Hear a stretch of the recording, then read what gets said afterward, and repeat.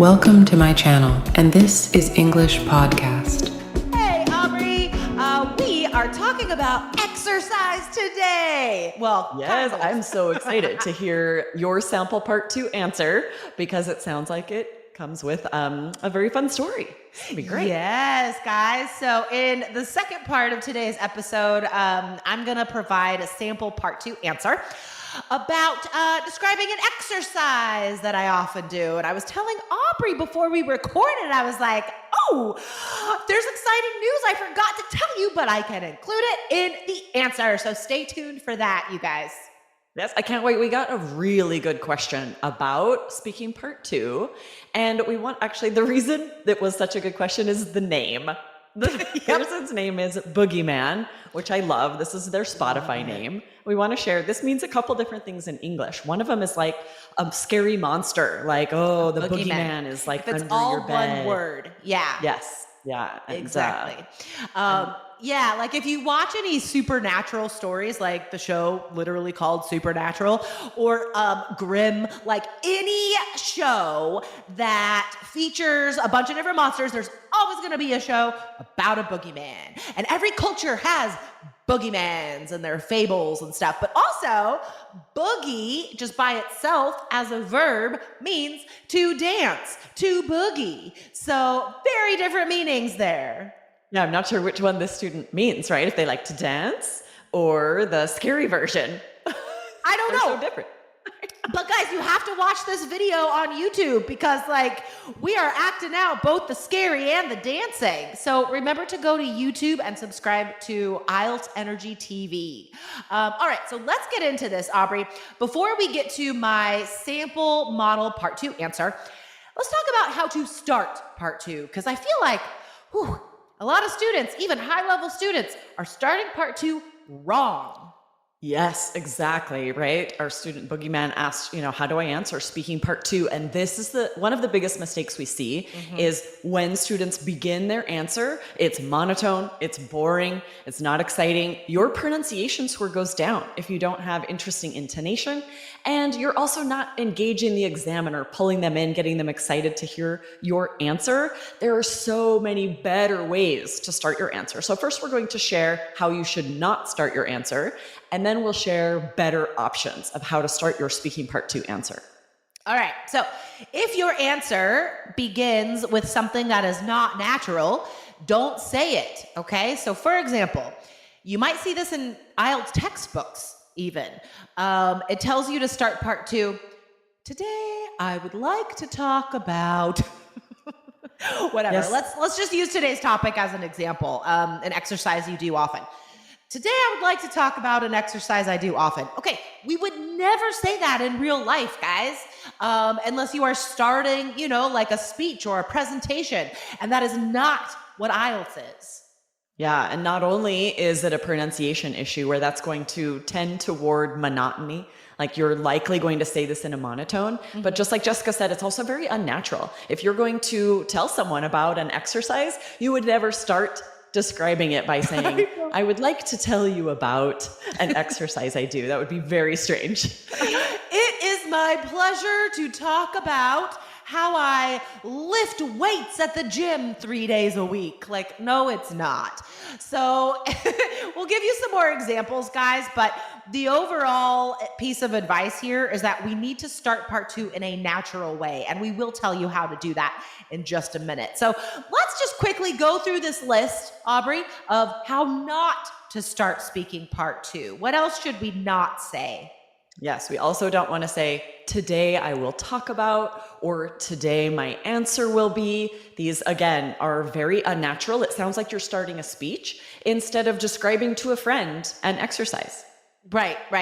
Or I would like to tell you about, just nothing like that, guys. And the last thing to definitely not do in speaking part 2 is just to read the card. And I've seen a lot of students do this, where the examiner will say, you can begin speaking now, please. And the student just looks at the card and just reads it. Describe an exercise you do often. Okay. Where they say, I have been asked to describe an exercise I read often. And then they even might read the 3 bullet points. Yeah, No, I've this seen it does not happen. work. Yeah. Do not do that. So, Aubrey, what are our options for starting part 2 naturally?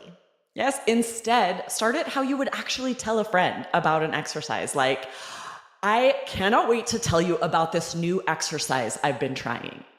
Exactly. But it has to be, it has to make sense, right? So you can't say like, I cannot wait to tell you about this nightmare that I've had recently. Like it has to make sense. So that's why we're giving you guys lots of options today, because in these options, you will be able to find one that fits any topic, right?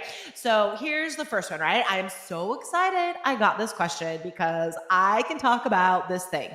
Or like, I actually can't believe I got this question because crazy story. I just saw my best friend from high school yesterday, like if that's the topic. Yes, exactly. Or when I saw this topic, I thought, oh no. And then it could be that something you haven't thought about recently, or I don't have a lot to say about that. Admit that. That's no problem, right? As long as you then fill the 2 minutes telling a story, sharing anything related, that's a great way to start that answer. Yeah, that is, I think, applicable to anything. Like, if it's something great, you could be like, when I saw this topic, I was so excited because I'm actually a very healthy person and I exercise a lot. So I have a lot to say about this. Or if it's something you don't know about, when I saw this topic, I felt a little bit nervous, to be honest, because I haven't been to an art museum in 20 years. Yeah, or maybe you're not into exercise. It's the same question, right? Totally. I kind of panicked because I honestly don't exercise very often. Just gonna be honest about that. Yeah, totally. Orthomol-Immun ist dein Partner fürs Immunsystem. Und damit das einwandfrei funktionieren kann, ist eine ausreichende Versorgung mit Mikronährstoffen wichtig. Orthomol-Immun ist ein Nahrungsergänzungsmittel zur gezielten Unterstützung des Immunsystems. Mit wichtigen Nährstoffen wie Vitamin C, D und Zink als Beitrag zu einer normalen Funktion des Immunsystems. Such jetzt online nach Orthomol-Immun, informiere dich und sicher dir deine kostenlose Produktprobe. All right, so it's time for me to give a sample part 2 answer. Now, I didn't really take a lot of notes for this, right? So this is just spontaneous, off the top of the dome, best I can do speaking part 2. I love that idiom, off the top of the dome. Just means like, yeah, same as off the top of my head, right? Just on the fly. That's really fun. Okay, here's your question. Describe an exercise you do often. Okay, I am so excited that I get to talk about exercise because I legit had a physical fitness breakthrough last week, okay? All right, let me give you some backstory first, some context so you can understand why this is an actual breakthrough. I have had 2 knee surgeries, and the last knee surgery I had, it fixed my ACL and my meniscus, and that was like, like 2 years ago? No, year and a half ago. Anyway, long story short, I have not been able to actually run for 2 years because, spoiler alert, I tore my ACL and meniscus again. So currently my knee is like half a knee. There's a bunch of stuff broken in there. Anyway, last week, we had a sunny day. It was like a high of 55. It was beautiful. And we've just had these ice storms and like, it was such a relief to have sun and warmth. And I thought, you know what? Running, jogging is basically just fast forward walking and I can do that. So I'm gonna try jogging. I ended up running for almost 2 miles with my dogs in the sun. And I cannot tell you how relieved I was because I know the topic is something I do often. And I used to run all the time with my dogs. And I'm really hoping that this are you timing me? I was about to say thank you, but no, I forgot to time you. So I'm really curious. You guys you'll have to look back and see how close that was to 2 minutes. I'm curious because I feel like Jessica really has a good feel for how long a 2-minute sample answer is. And I'm really curious if like right at 2 minutes, you were like, are you timing? That would be so great. We got to look back and see that. Oh man, such great intonation, like from the get with the way you started it to say, I am so excited I get to talk about this today, right? Fantastic. There's no monotone here. And the examiner, especially after probably several student answers, starting with like, today I will speak about, they're going to be excited to hear your answer. If you start it like this with interest and intonation. And then it's just so many great when you say, I legit had a physical fitness breakthrough. This chunk, you guys, you can replace physical fitness with anything. And this is such a useful chunk, right? If you say like, I legit found the most fantastic restaurant, or whatever it is, right? You can add breakthrough if it's some kind of breakthrough, but just to use the slang legit and this interesting pronunciation is very high level and impressive. So legit is short for legitimately, and it replaces like really or honestly, I would have to say, like both of those meanings together, like really honestly, this is amazing and true. Like it kind of means all of those things. Exactly. But band 9, because students don't use it very often. So practice using this. I legit, and then anything that you would say, I truly did this. I honestly did this. And then I loved the way when you were not quite sure how long it had been, you were like, oh, that was, I think a year ago. And no, it was a year and a half ago. I want you guys to pay attention to this, because in an answer, if you want to correct yourself or you remember something different, absolutely go back and listen to how Jessica does it. It's so native and natural. Examiners do not consider this like pausing, hesitating, fixing a mistake, not at all. This is very native and natural. And the vocab she uses to do that with the no, it's exactly how we do it, how native speakers interrupt themselves and change something. Definitely go back, guys, and listen to a recent episode we did about pausing and hesitating. Let me find that. I'm going to share one more piece of feedback while you look that up. Perfect.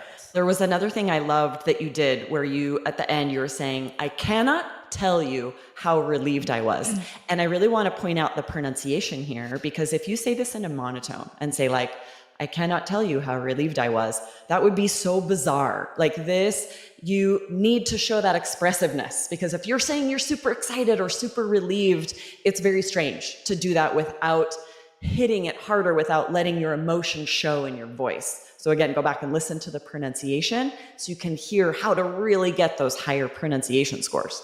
Totally. And go and watch this on YouTube if you're not watching this on YouTube, guys, if you're listening to the podcast, because you can see how we gesture with our hands, what our face does when our voice does certain things. It's all part of the communicative package, guys. So go to IELTS Energy TV. This is episode 1360. And go back, guys, and listen to episode 1350, pausing versus hesitating, what matters for speaking scores, because that will help explain some of Aubrey's excellent feedback today. Why it matters and when it matters to pause and or hesitate on speaking. Awesome. Fantastic. I would love to hear what you guys would say to answer this question. So leave a comment on the YouTube channel. Go to IELTS Energy TV and comment on this video, 1360.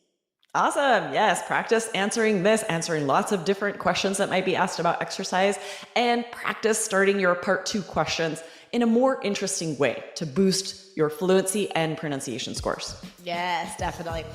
Awesome. All right, Aubrey, thanks for chatting today. Awesome. See you next time. Bye. Bye, guys.